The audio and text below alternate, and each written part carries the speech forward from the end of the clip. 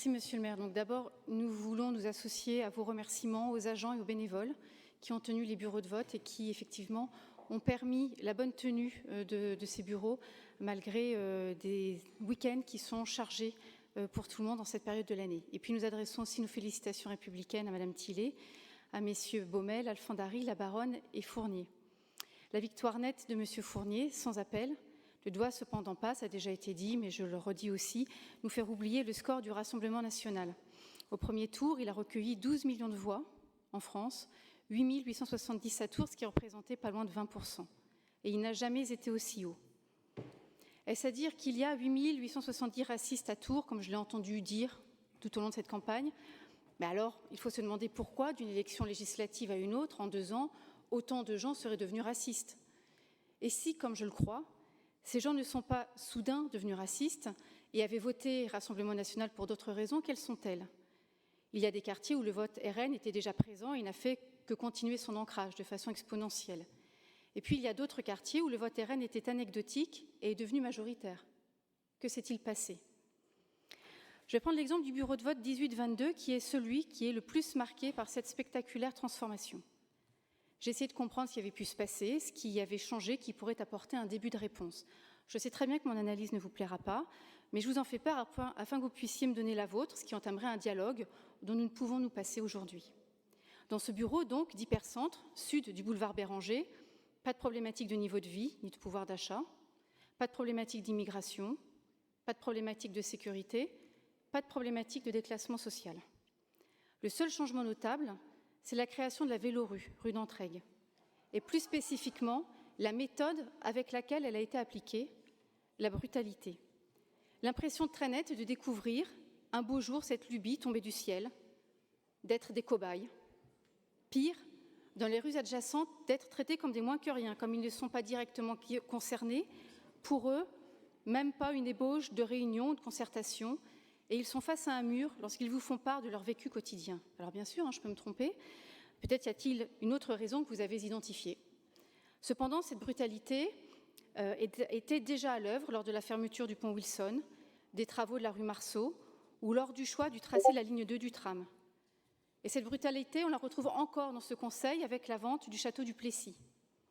La vente a été annoncée en grande pompe dans la presse sans que les habitants et les élus aient été informés préalablement de votre désir de vendre ce monument historique avec une valeur hautement symbolique. J'espérais que vous nous en diriez un mot de cette vente lors de la commission générale sur le schéma directeur immobilier et énergétique. C'est le rendez-vous de l'année où vous nous présentez les perspectives de vente et d'achat immobilière pour la commune. Las, vous n'aviez pas prévu d'aborder cette vente, aussi incroyable que cela puisse paraître, et ma question à ce propos vous a prise de court. Vous nous avez alors invités à venir participer, enfin tous ceux qui le souhaitaient, à la commission urbanisme pour une présentation détaillée de cette vente. Je me suis donc rendue à cette invitation où nous a été présentée une subtilité juridique qui était insérée dans la vente. Mais nous n'avons pas eu plus de détails. Pas de présentation du projet culturel de l'acheteur, dont l'écriture serait en cours, pas de chiffrage détaillé de l'estimation des travaux pourtant mis en avant pour justifier la baisse du prix de vente, pas de présence de l'acheteur pour répondre à nos questions, ce qui aurait pu compenser en partie l'absence des documents. Comment pouvons-nous prendre une décision lourde de sens, sans aucun élément pour en juger de la pertinence? Tours est une ville qui a pris l'habitude de détruire sa mémoire. Vous ne dérogez pas, hélas, à cette mauvaise habitude prise depuis 2 siècles.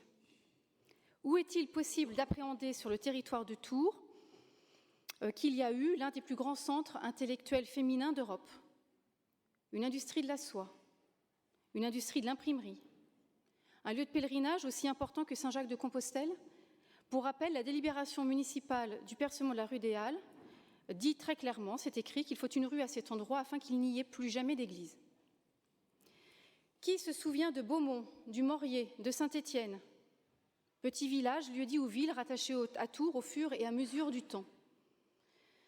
Cet oubli commence d'ailleurs à lécher Saint-Radegonde et Saint-Symphorien, dont les assemblées de quartier ont été rebaptisées Tours Nord-Est et Tours Nord-Ouest. Qui se souvient de l'importance du Plessis? C'était un lieu de pouvoir dont il ne reste, c'est vrai, aujourd'hui plus grand-chose. Et pourtant, ça a été la demeure d'un roi dont la structuration actuelle de l'État lui doit encore beaucoup. Mais où peut-on saisir cette importance aujourd'hui? Et qui se souvient du parc du Plessis? C'était un parc magnifique, qui était une préfiguration du parc du château de Versailles, quelques siècles plus tard. Il y avait déjà dans ce parc des fontaines alimentées en eau courante venue du Cher grâce à des stations de relevage au XVe siècle. Une de ces stations de relevage existe d'ailleurs encore le long de la 4 voies qui borde le Cher, et le parc a disparu depuis longtemps, ses fontaines et son zoo aussi. Où peut-on imaginer ça aujourd'hui? Toutes les villes de France, de la taille de la nôtre, ont un musée municipal qui garde et fait revivre les traces de leur histoire. Nous n'en avons pas. Un SIAP en configuration ne saurait remplacer ce manque. Toutes les villes de France de la taille de la nôtre ont un musée d'art sacré, ne serait-ce que pour présenter ce qu'on appelle le trésor de la cathédrale. Nous n'en avons pas non plus, et les Tourangeaux sont privés de ce patrimoine qu'ils ne soupçonnent même pas. Et au lieu de rattraper ce retard étonnant, vous préférez continuer à détruire la mémoire de Tours, brutalement. La brutalité de la méthode pour cette vente laissera de nouvelles séquelles chez tous ceux qui sont attachés au patrimoine et à l'histoire de la ville et l'histoire avec un grand H. Et il y en a des amoureux de ce patrimoine, à moins que vous ne retiriez la délibération du Conseil de ce soir. Et que dire de l'augmentation des tarifs de fil bleu? Oui, monsieur le maire, vous avez rappelé qu'il y avait une gratuité qui avait été mise en place, mais il y a aussi une augmentation des tarifs. Les usagers l'ont appris brutalement, par un courrier, car dans toutes les déclarations de communication que vous faites sur les transports en commun, vous parlez des baisses. Effectivement, vous ne parlez jamais de la hausse. Or, cette hausse concerne bien plus de monde que les baisses. Et cette hausse arrive au 1er août, au moment où il y a le moins de transports en commun parce que c'est l'été. Donc pour les usagers, c'est la double peine et c'est brutal. Charles Fournier a fait un beau score dimanche, c'est vrai, et ça vous donne des espoirs pour l'avenir. Charles Fournier avait un avantage que vous n'aurez pas. Il n'avait pas de bilan à traîner. Et si, comme vous le dites, vous voulez lutter contre les votes Rassemblement national, commencez peut-être par ne plus brutaliser les habitants de notre ville.